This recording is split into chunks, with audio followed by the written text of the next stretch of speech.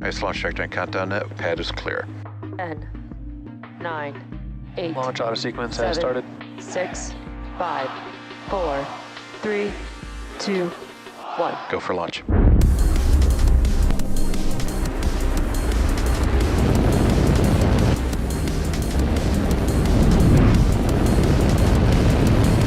Vehicle is supersonic. Stage separation confirmed. Dragon, separation confirmed.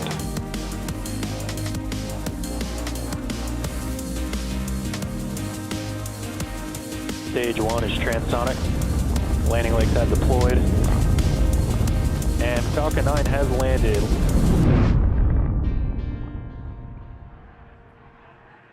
Good morning. You're looking at a live view of Falcon Heavy on historic launch pad 39A at Kennedy Space Center, awaiting liftoff at 9:41 a.m. Eastern Time. Welcome to our live webcast of the USSF-44 mission from SpaceX headquarters in Hawthorne, California. My name is Kate Tice, and I'm the Quality Systems Engineering Manager here at SpaceX. And I'm excited to be here with you this morning, bringing you coverage of our first Falcon Heavy launch since 2019. Today's mission is a national security space launch for the United States Space Force and marks our 4th Falcon Heavy mission of all time and our 50th overall launch of 2022.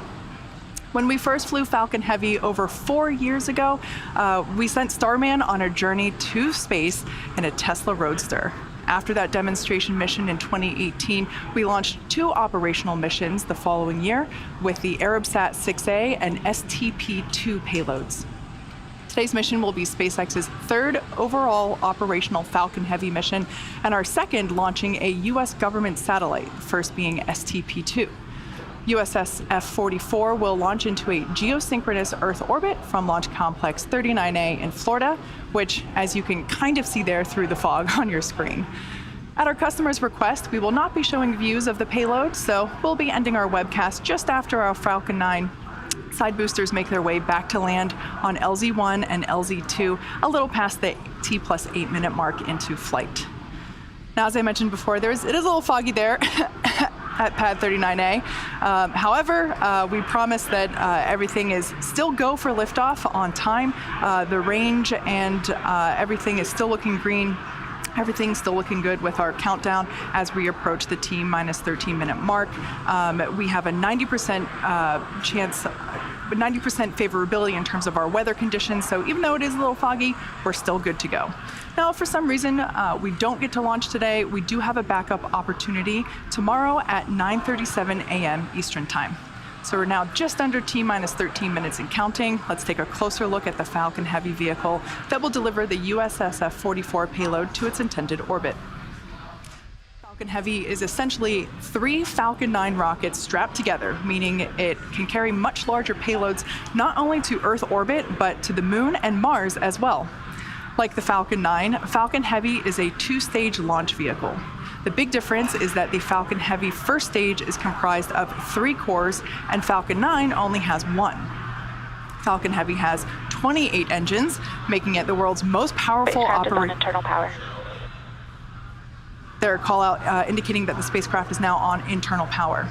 So with the 28 engines, this makes Falcon Heavy the world's most powerful operational rocket by a factor of 2. Each of these cores has 9 M1D engines, making for a total of 27 engines across all 3 boosters, as you see there in that shot. The 28th engine is a Merlin vacuum engine on the 2nd stage, and that's what will power the payload to its final targeted orbit. Altogether, the Merlin 1D engines at the base of Falcon Heavy produce 5 million pounds of thrust, equal to 18 747s at takeoff. In fact, the engines produce so much power that we don't even run them at full thrust all at once. We do that after liftoff. Now, after liftoff, at about 2.5 minutes into flight, those 2 side boosters will separate from the center core and come back to Earth for simultaneous landings at Landing Zone 1 and Landing Zone 2, which we have a beautiful view there on your screen. If successfully recovered, the side boosters will be refurbished and used in a future national security space launch. Upon side booster separation, the center core will keep firing for about 90 seconds before shutting down its engines, then perform a standard stage separation from the 2nd stage. We will not be attempting to land our center core today, as the mission requires more performance, meaning in order to get our payload where it needs to go for today's mission, the center core will burn the fuel that we would typically use for recovery. For those of you looking closely, even though it is a little foggy, that's why you don't see any landing legs or grid fins on the center core. We'll probably get a better view of that after liftoff.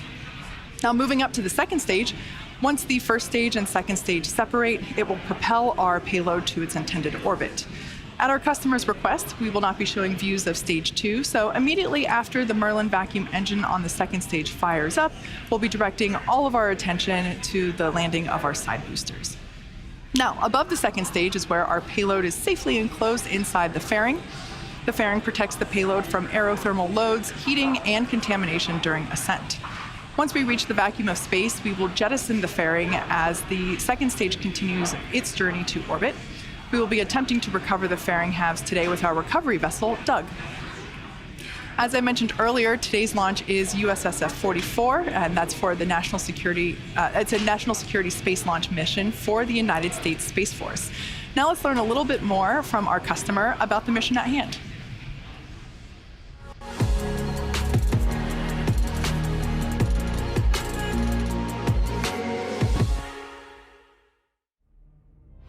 We depend on space every day to support our way of life, our supply chain, financial systems, weather tracking, and power grids, as well as air, land, and maritime infrastructure. Our U.S. military is the strongest and best equipped force in the world. In the heavily contested space domain, Space Systems Command leads a team of roughly 15,000 guardians, airmen, civilians, and contractors. Headquartered in El Segundo, California, our unbeatable team operates from multiple locations across the U.S. and includes 2 space launch deltas, SLD-45 at Patrick Space Force Base and SLD-30 at Vandenberg Space Force Base. Through unity of effort across the space acquisition enterprise, Space Systems Command delivers to warfighters integrated and resilient space capabilities through 5 program executive offices. Assured access to space, procures launch services and delivers on-orbit capabilities faster and more frequently than ever before, while sustaining ranges for the United States Space Force and commercial partners. Battle Management Command, Control, and Communication delivers tactical and operational command and control capabilities to warfighters, facilitating timely and quality battle space decisions for the joint all-domain fight.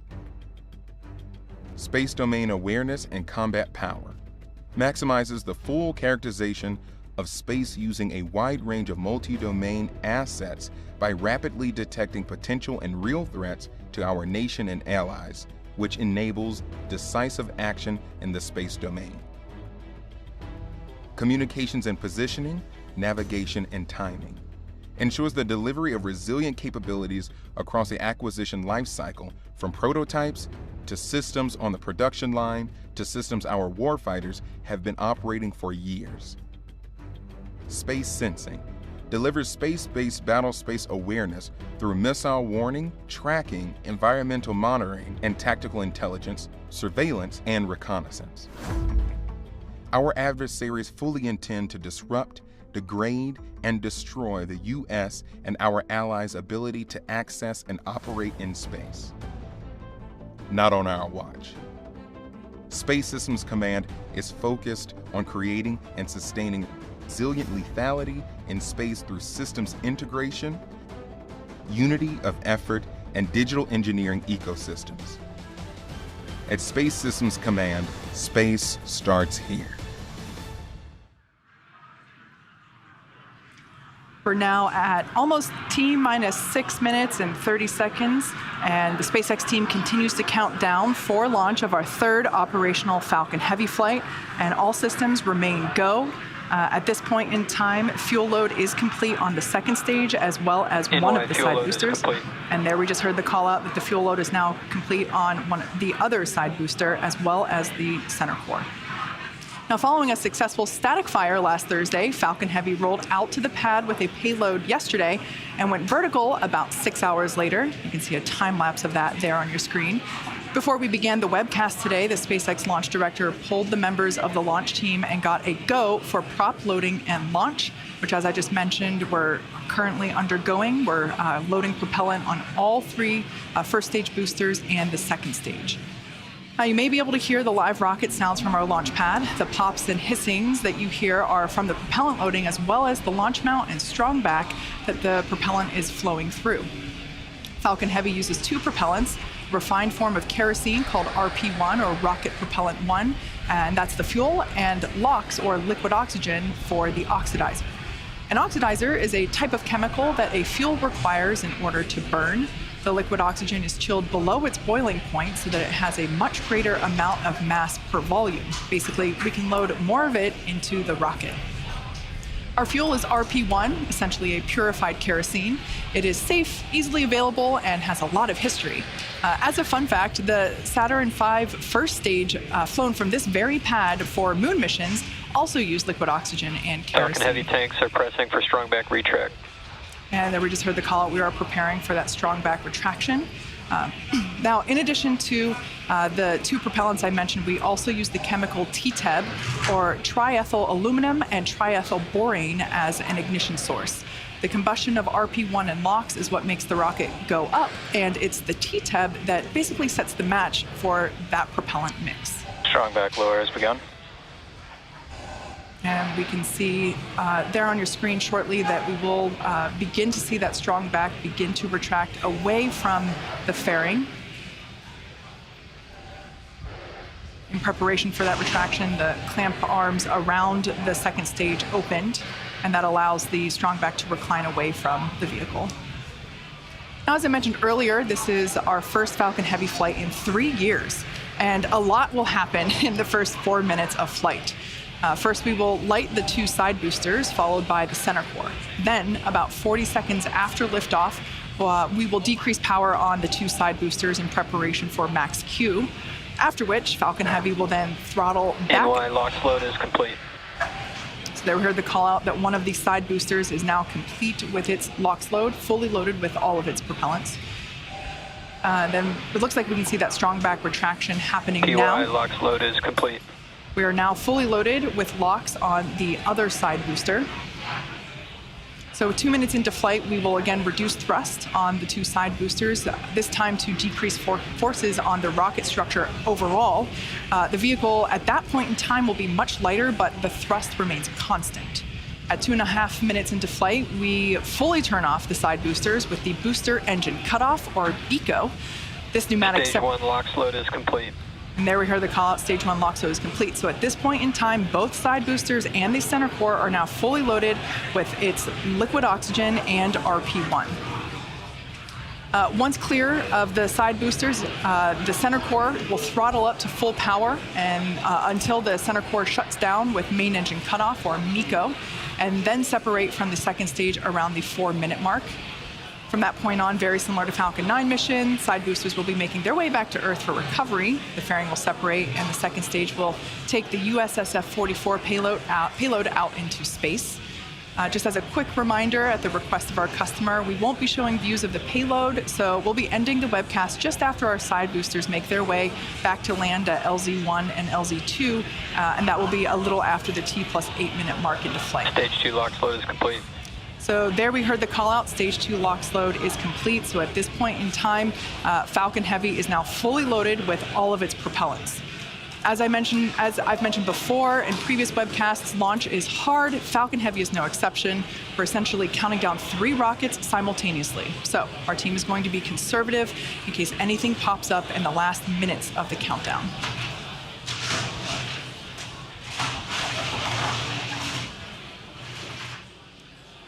In addition to the fog around the launch pad, we can see some of the white clouds there around the vehicle. Totally normal. That's just the liquid oxygen basically ground gas closeouts. Vaporizing as it comes into contact with the ambient air. Now that those closeouts are complete, as we just heard that call out, we should see more of that.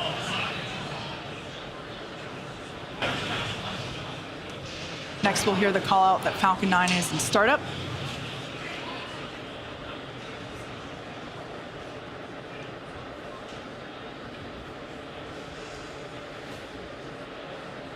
Falcon Heavy is in startup. All right, at this point in time, Falcon Heavy's onboard flight computers have taken over the launch countdown. Great view of the base of Falcon Heavy there.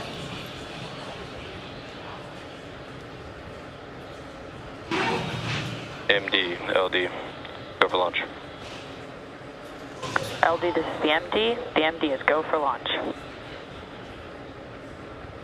And there we heard the final go for launch. T-minus 30 seconds and counting. Let's listen in to the final count as Falcon Heavy gets ready to go to space once again.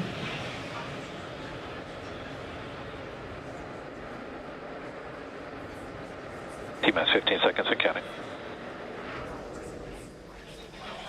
T-minus 10, 9, 8, 7, 6, 5, 4, 3, 2, 1, 0, liftoff.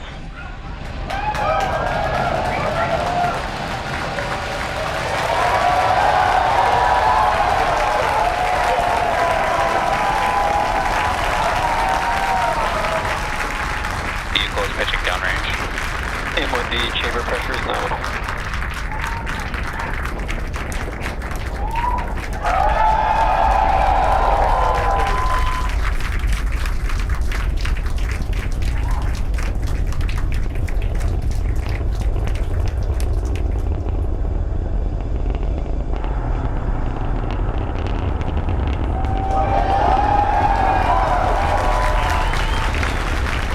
Nominal power and telemetry. Pounds of thrust. Headed to space. We've throttled down in preparation for max Q, moment of peak mechanical stress on the rocket. Falcon Heavy is supersonic. There we just heard the call out that the vehicle is now traveling faster than the speed of sound. What a beautiful sight.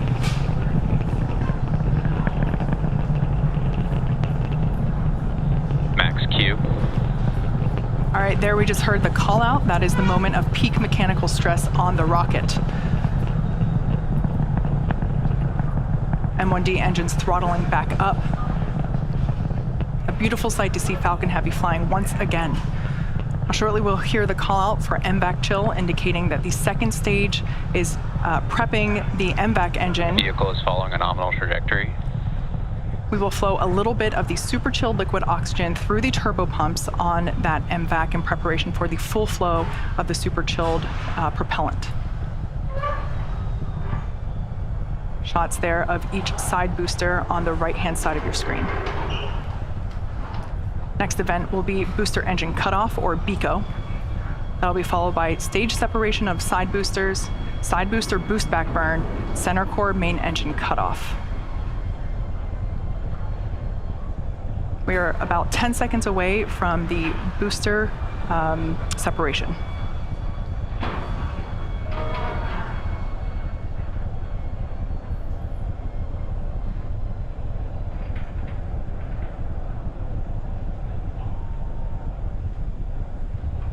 Side core shutdown. Booster separation confirmed. Engine chill system. And there you can see and heard it by the incredible excitement within the crowd behind me. Successful separation of the side boosters. Booster sector startup. There we can see 3 engines on each side booster have relit for their boost back burn. At this point in time, both side boosters are returning. All vehicles are following nominal trajectories. Good news there, both side boosters and the center core, everything looking good. Side boosters are returning to the coast of Florida, now under the power of 3 engines. That's a view there of the center core.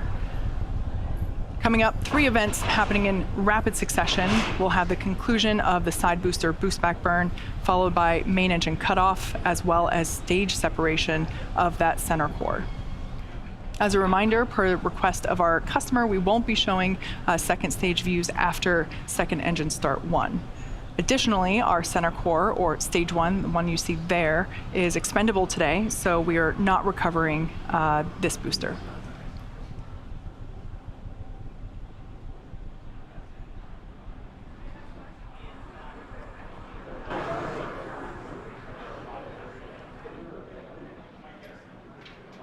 burn shutdown. Nico. Stage separation confirmed.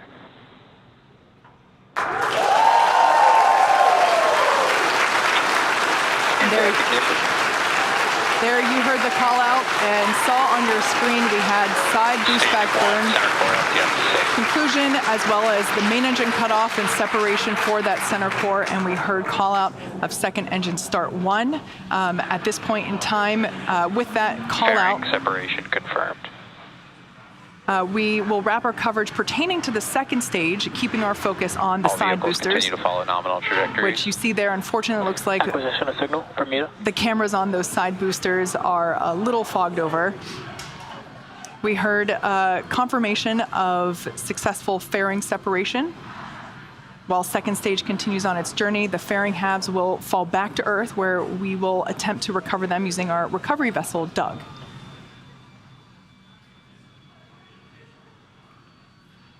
As a reminder, today we'll be attempting to recover the 2 Falcon Heavy side boosters on land. You can sort of make out some cloud coverage there in the background camera. We'll bring that back to you whenever we're able. Now, in just a few minutes, the side boosters will execute an entry burn followed by a landing burn. Both burns are meant to slow the side boosters down rapidly before landing. At the time of separation, the side boosters were traveling slow enough to turn around and make their way back to land at our side-by-side landing pads. If we have successful landings today, it will mark the 150th and 151st successful landing of an orbital class rocket.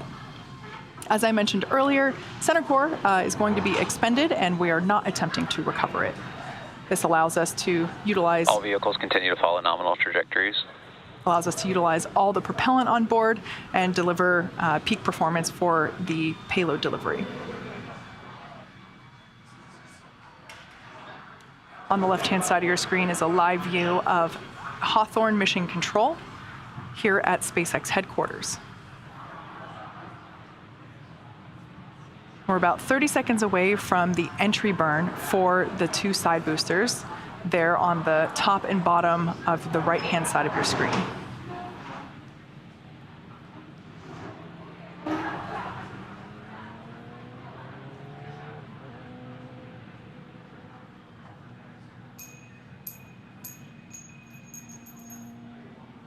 Standing by for side booster entry burn.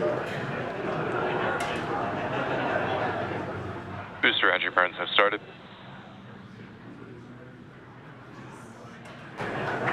There we heard the call out that the booster entry burn has begun. Booster entry burn shutdown.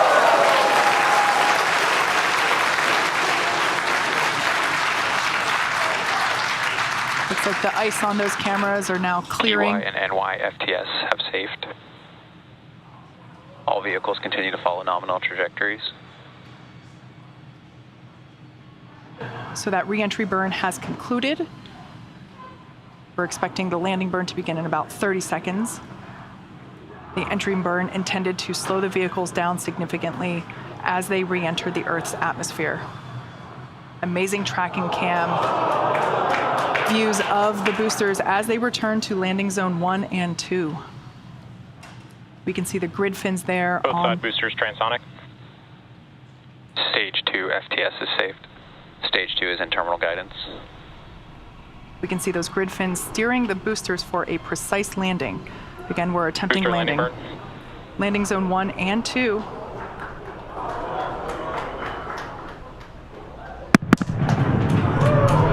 There we just heard sonic booms.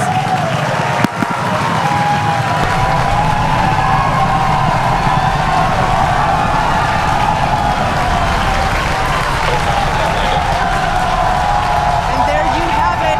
As indicated by the enormous cheers, we have successfully landed both Falcon Heavy side boosters at landing zone 1 and landing zone 2. What an incredible sight. Nominal parking orbit.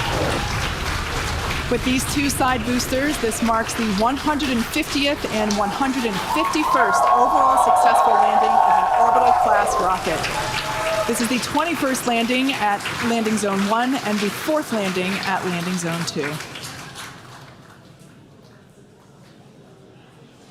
And with successful confirmation of our side boosters landing, that will bring today's webcast to a close. We'd like to thank the United States Space Force for entrusting us with today's mission. Thank you to the Range and FAA for licensing today's launch. And we'd like to thank all of our viewers for tuning in for an exciting morning.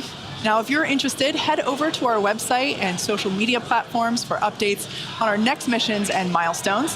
Hope to see you soon. Enjoy the rest of your day.